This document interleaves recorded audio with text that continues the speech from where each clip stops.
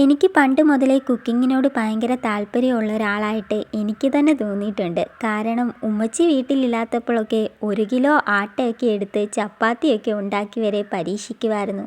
പിന്നെ പിന്നെ യൂട്യൂബൊക്കെ ആയപ്പോൾ ഓരോ വെറൈറ്റി ഫുഡുകൾ ഉണ്ടാക്കാനുള്ള റെസിപ്പികൾ കണ്ടു തുടങ്ങി. അങ്ങനെ ഞാൻ എനിക്ക് പറ്റുന്ന രീതിയിലുള്ള എൻ്റെ കയ്യിൽ കിട്ടുന്ന സാധനങ്ങൾ വെച്ചുള്ള റെസിപ്പികളൊക്കെ ഉണ്ടാക്കാൻ തുടങ്ങി. ഇപ്പം നോയമ്പല്ലേ, നോയമ്പിന് നമുക്ക് ഇഷ്ടം പോലെ സ്നാക്കും ഒക്കെ ഉണ്ടാക്കാൻ പറ്റുമല്ലോ. അപ്പം ഞാൻ എനിക്ക് പറ്റിയിട്ടുള്ള എളുപ്പം എന്നുള്ള കാര്യങ്ങളൊക്കെ കുക്ക് ചെയ്ത് ഞാൻ എടുക്കാറുണ്ട്.